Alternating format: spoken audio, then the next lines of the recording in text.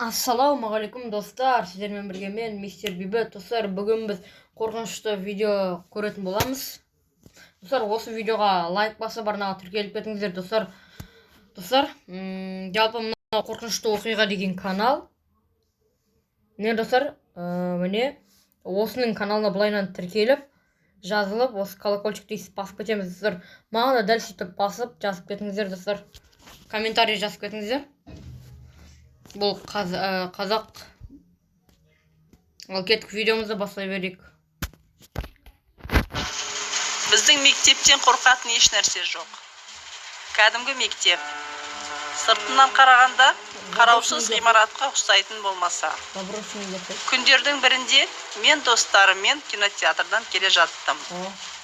Кешкі сеанста қорқынышты кино көрдік. Ондай фильмдерге мен үйреніп қалғанмын. Бірақ достарым Елдос пен Дина қатты қорқып кеткен сияқты. Себебі олар жан жақтарына қайта-қайта қарай берді. Аялдамаға келіп, автобусқа мініп, үйге қарай келе жаттық. Сағат кешкі 11. Достарымды үйлеріне дейін шығарып салайын деген ой келді. Мектептің алдынан өтіп бара жатқанда, оларды қорқыту үшін мен жуырда жоғалып кеткен 13 жасар қыз туралы айта бастадым.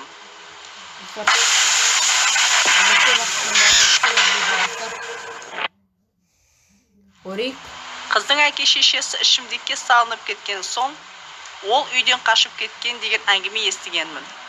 Оны ешкім аса іздеген жоқ. Сол оқиға есіме түсіп, мен достарымды қорқыту үшін ойымнан қорқынышты оқиға шығардым. Сендер білесіңдер ме? Біздің мектепті 30 жыл бұрын салып жатқанда, осында кішкентай қыз серуендеп жүрген. Оның әкесі үнемі жұмыстан ішіп келіп, анасын ұрады екен. Қыз оны көрмеу үшін осы құрылыс алаңына жиі келіп отыратын. Кешке қыз кенеттен үлкен шұңқырға түсіп кетеді. Оны ешкім көрмеген. Мектепті тез бітіру үшін құрылысшылар түнде жұмыс істеген. Және машиналардың дауысынан қыздың айқайлағанын естімей, үстінен бетон құйып жіберген. Сосын тас плитасын қойған. Сол күннен бері қыз құтқарыңдар деп түнде айқайлайды екен.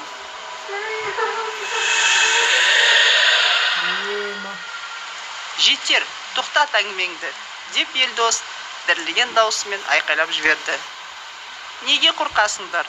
Бұл жай ертек қой, деп мен досымды жұбаттым. Мектептің қақпасына жақындағанда, Дина біреудің жылап жатқан дауысын естіді. Мен мектептің ауласына кірдім. Достарым артымда қалды. Есіктің тұтқасын ұстап едім, күтпеген жерден кішкентай қара мысық жүгіріп шықты. Несі қорқынышты? Бұл кәдімгі мысық, деп мен күле бастадым.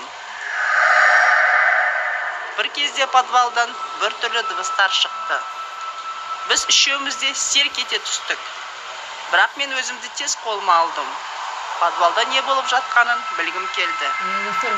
Елдос пен Дина маған астына түспеші деп жалынды. Мен оларды тыңдамастым.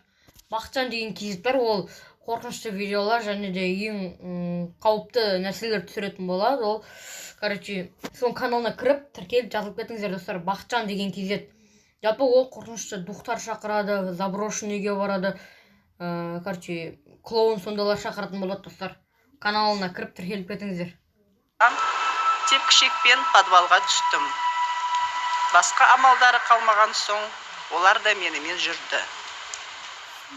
Подвалдың іші қап-қараңғы және дымқыл. Телефондағы фонарикті жағып едім, жерде жүгіріп жүрген крысалар мен тышқандарды көрдік. Аяғым жүрмей, қашқым келіп тұрса да, әрі қарай жүрдім. 2 метрден кейін кішкентай люкке келіп тірелдік. Оны ашып едік, астында біреудің жылап жатқан дауысын естідік. Сатымен мен астына түстім. Достарым үстінде қалды. Қараңғыда қармалап жүріп, ажыратқышты таптым. Бөлмеде күңгірт жарық жанды. Жарыққа көзім үйренгеннен кейін, бұрышта отырған кішкентай қызды байқадым. қорқыныштан жүре алмай қалдым. Мүмкін емес, мен бұл оқиғаны ойымнан шығарғанмын деген ой келді. Бәрі түсім секілді болып көрінді. Жақындап қарасам, қыз ұйықтап жатқандай. Мен оны таныдым, жуырда жоғалып кеткен қыз. Ақырын иығынан түртіп оятып едім, «Жеме мені, жеме!» деп айқайлады. Дұрыстап қарасам, қыздың сол қолы жоқ. Көп ұзамай, шақыртылған полиция мен жедел жәрдем келді. Жолда қыз онымен не болғанын айтып берді. Мен мектептің алдында серуендеп жүргенмін. Бұрыштан қыз шығып, мені подвалға түсіп кеткен кішкентай мысықты алып беруге сұрады. Мен келістім, бірақ ол қате болды. Ол қыз адам емес, елес. Қара мысыққа жақындамаңдар, деп жылады. Полиция қызметкерлері бізді көргенімізді және естігенімізді ешкімге айтпауға өтінді. Олардың айтуынша қыз есінен адасқан. Ал біз болсақ, осы оқиға туралы тезірек ұмытқымыз келеді. Жақында оқу басталады. Мектепке баратын күн алыс емес. Бірақ біз күнде сол қара мысықты көреміз. Неге ол біздің артымыздан қалмайды? Достар, сіздермен болғанмен мистер Бебет. Арнаға тіркеліп лайк басып беріңіздер. Келесі кездескенше қош сау болыңыздар.